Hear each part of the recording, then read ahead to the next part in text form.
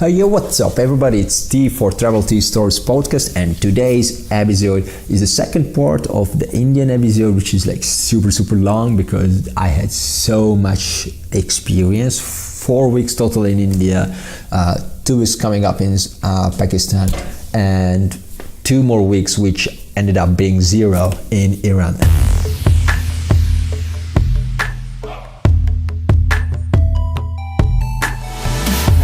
As you remember from previous episode, I was doing this crossing the Himalayas project in 3 days, which allowed me to make a shortcut. Instead of the 6 days long journey, I made a really cool and easy 3 days shortcut, which were like full of adventure, full of help from locals, full of disappointment in me, in the idea, and questioning the rightness of this whole project.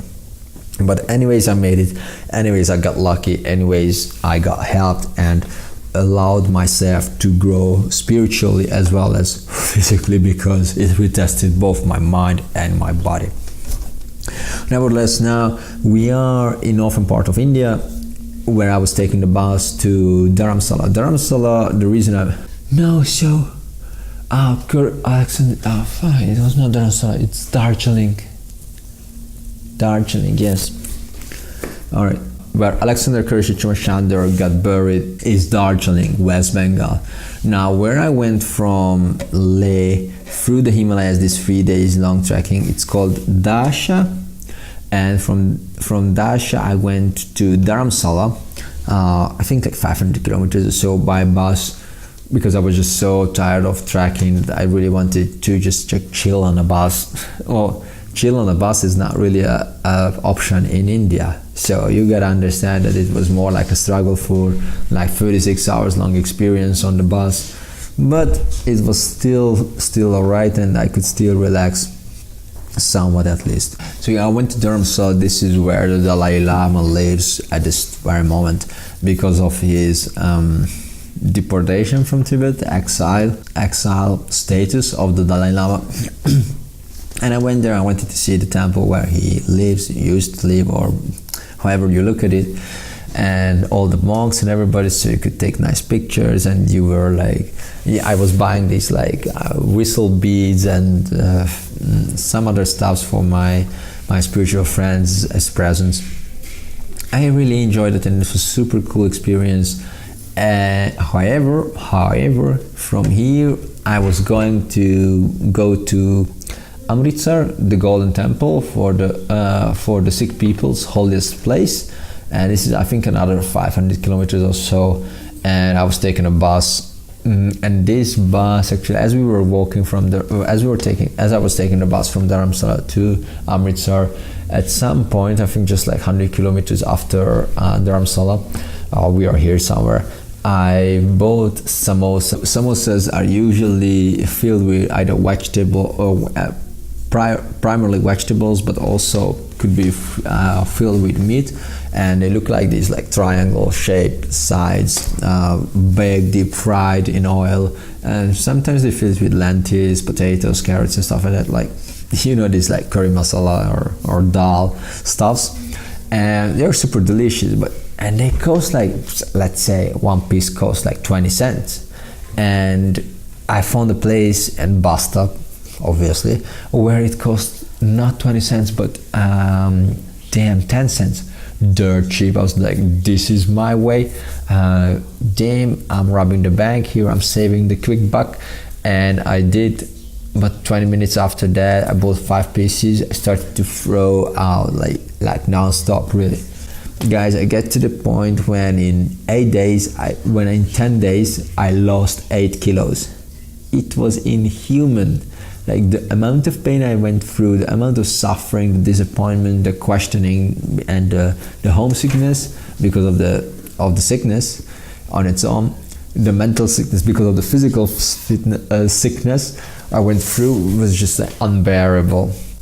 So in Amritsar, I met my couchsurfing host, and that was a hotel, but whenever it's low season, which was at that time, he just chose to give it away for couchsurfers. So this is what I did. I had a nice pool, I had a really nice room as well, so I really had quality time over there to relax. But even the Sprite, because I was drinking Sprite or 7-Up, doesn't matter, 24/7, because I had the sugar, so I had the calories, and I still had the liquid, because I just couldn't eat. Whatever I eat, it came out straight ahead, not through my mouth, but another hole, let's put it this way, in a less sexy shape and context. So guys, it was really bad and hard to handle. However, I went to the Amritsar, the Golden Temple, which is the holiest place for the Sikh people. You know, Sikh people with the turban and with the huge fucking sword on their side and ready to like kill whoever they need to.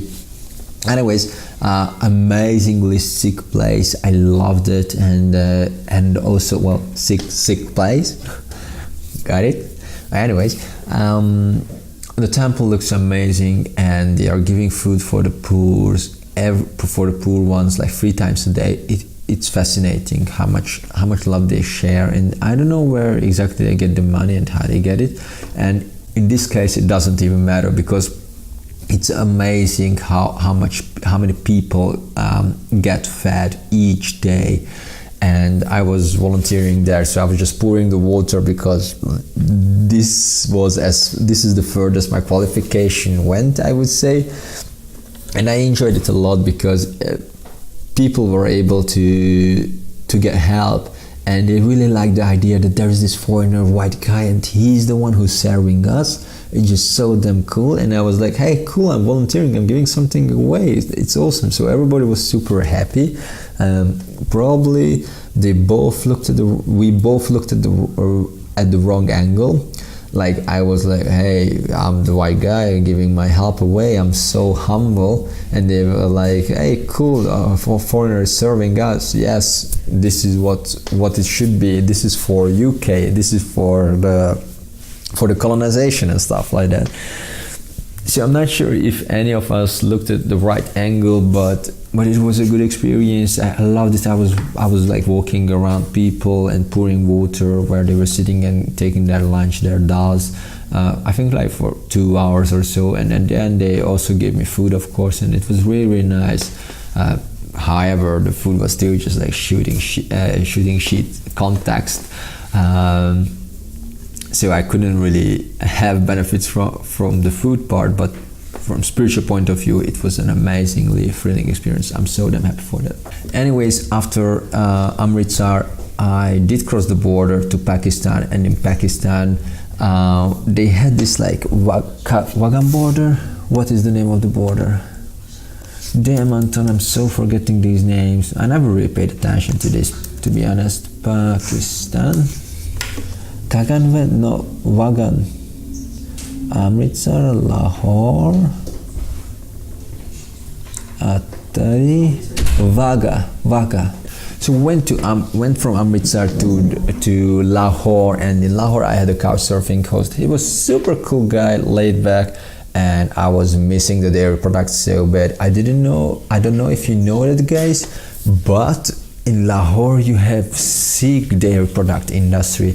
The milk is just so delicious, well, mainly because of the sugar, and it's just super drinkable. So it's not it's not imported from anywhere. It's local, but it's still good quality, good hygienical standards that you can easily consume it. I love that. And they have shitloads of sweets, like this Persian attitude, you know, like candies with candies. That was really good as well. It helped me to get through the day rather quickly.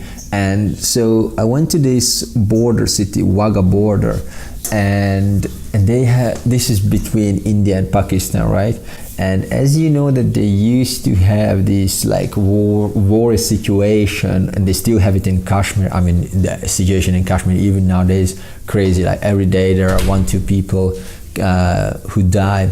So they have this border ceremony every day, because the border is open from 8 o'clock till 3 o'clock in the afternoon or 5 o'clock in the afternoon. It's ridiculous. And every single time they close the border, and they have this like small ceremony.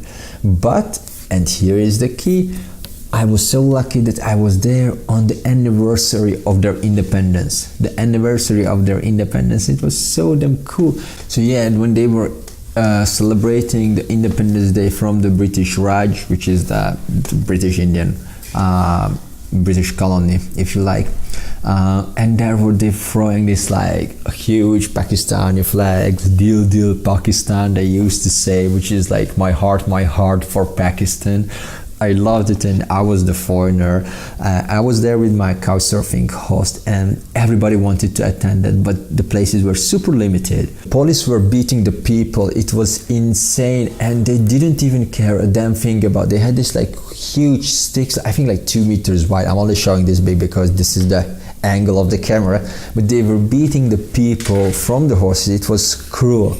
And guys, to cut it short, I get through every checkpoint with my couchsurfing host only because I had a European Union passport. And they asked, hey, what are you doing here? We don't have any space, go back. And no, please, I came only to Pakistan, only to see this. I'm really excited about this. I was saving up for 2 years. And so I wasn't so ethical. I had to lie, but eventually they got me in the very, very first row, in the very, very VIP section of this border ceremony. And my couchsurfing host said, hey, look, buddy, I've been here many times. I've been here with couchsurfers, but this is by far the best spot that I've ever gotten. And thanks to you, because of my goddamn face and skin color and European passport.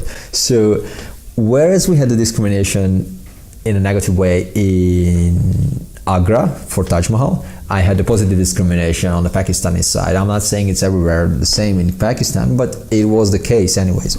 So I was so damn lucky and happy.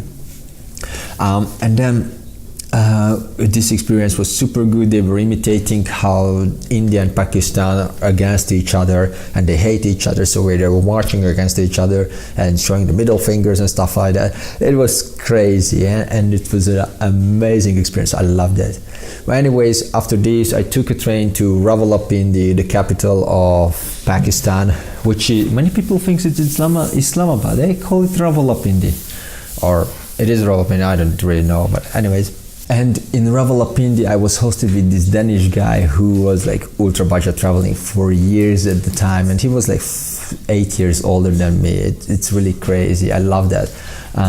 He had so many stories, and we were in the middle of Ramadan, and that's Pakistan. So I wanted to try Ramadan as well, but no, I wasn't ready to do Ramadan. Yes, I wasn't ready to do Ramadan. I wanted, but I failed because we had a servant, our couchsurfing host. He is a wealthy person, and he gave us he was working during the day and he was doing Ramadan, but he said that, hey, we have a servant, he's going to stay here with you, he's going to cook for you. And he did, and of course we ate at home. We had air conditioned, like it was a little paradise, the richest area in Rawalpindi. So we had an insane time over there. And once we were walking on the streets of Rawalpindi with this Danish guy, and the secret agency like the FBI for Pakistan stopped us and started to interrogate us, like, hey, what are you doing here? Give us your passport. What's your itinerary? What are your intentions? Blah, blah, blah, blah, blah.